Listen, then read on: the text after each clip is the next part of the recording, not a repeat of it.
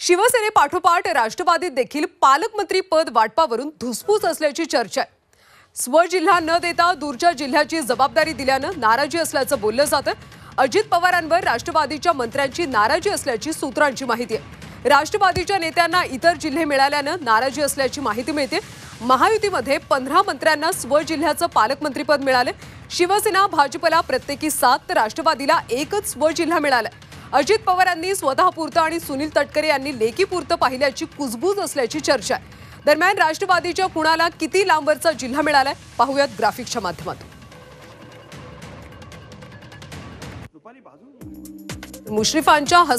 कोल्हापूरच्या हसन मुश्रीफांना 625 किलोमीटरचा जिल्हा मिळाला। नाशिकच्या माणिकराव कोकाटेंना 195 किलोमीटरच्या नंदुरबारचं पालकत्व मिळालं। साताऱ्याचे मकरंद पाटील यांना 440 किलोमीटर दूर बुलढाण्याचं पालकमंत्रीपद मिळाले। नाशिकच्या नरहरी झिरवाळांना 445 किलोमीटर दूर हिंगोलीची जबाबदारी देण्यात आली। लातूरच्या बाबासाहेब पाटलांना 636 किलोमीटरवरचा गोंदिया जिल्हा दिला।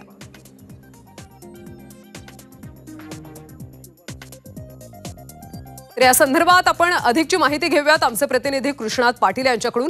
कृष्णात, खरं तर स्वजिल्हा न मिळाल्यामुळे राष्ट्रवादीचे अनेक मंत्री नाराज असल्याची माहिती मिळते। ही नाराजी अजित पवारांपर्यंत गेली आहे का? त्यांच्याशी काही चर्चा झाली आहे का?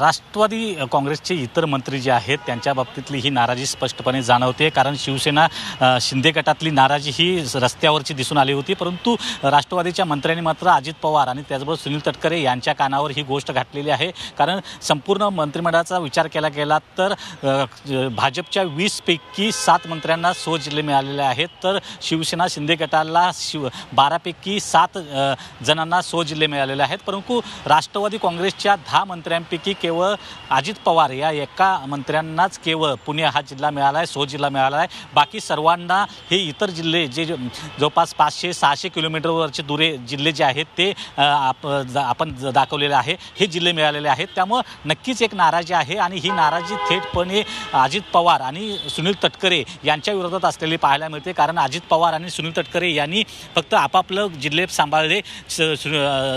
अजित पवार यांनी पुणे जिल्हा मिळवण्यासाठी प्रयत्न केले, तर सुनील तटकरे यांनी आपल्या लेकीसाठी आदिती तटकरे यासाठी रायगड जिल्हा मिळवण्यासाठी प्रयत्न केले। परंतु इतर मंत्र्यांना मात्र त्यांचे जिल्हे मिळवण्यासाठी किंवा शेजारचे जिल्हे मिळवण्यासाठी कुठल्याही प्रकारचे प्रयत्न केले नाही, अशा प्रकारची एक भावना ही राष्ट्रवादीच्या मंत्र्यांमध्ये निर्माण झालेली आहे। आणि त्याचमुळे अजित पवार यांच्या कानावर ही गोष्ट घातली गेलेली आहे। जर निकष असता, म्हणजे जर त्यांनी अनेक मुद्दे उपस्थित केलेले आहेत की सर्वाधिक जास्त आमदार नाशिकमध्ये राष्ट्रवादी काँग्रेसचे आहेत, तर त्या ठिकाणी माणिकराव कोकाटे यांना पालकमंत्रीपद दिलं गेलं पाहिजे होतं।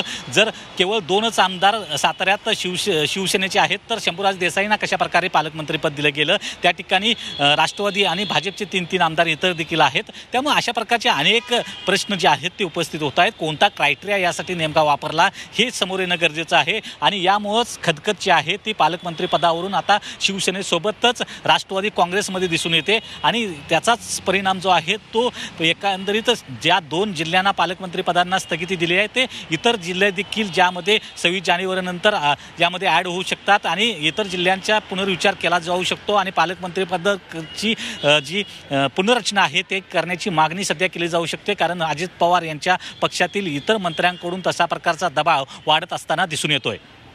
कृष्णात, खरं तर आधी शिवसेनेत एक प्रकारची धुसफूस होती, आता राष्ट्रवादीत सुद्धा कुरबुरी सुरू झालेल्या आहेत। आता पालकमंत्रीपद पुन्हा बदलू शकतं का? दाओसवरून ज्यावेळी मुख्यमंत्री परत येतील त्यानंतर काही बदल होऊ शकतात का?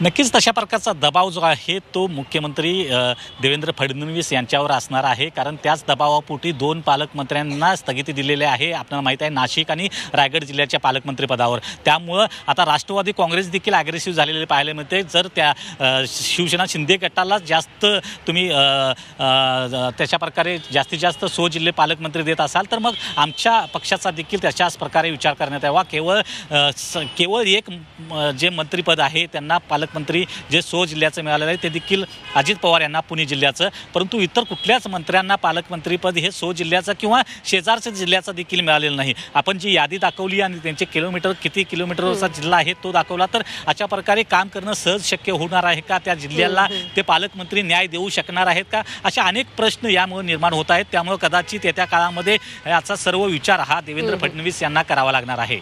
नक्कीच कृष्णा, त्यामुळे आता पालकमंत्री पदाची पुन्हा एकदा पुनर्रचना होते का हे पाहणं देखील तितकंच महत्त्वाचं आहे. धन्यवाद माहितीसाठी.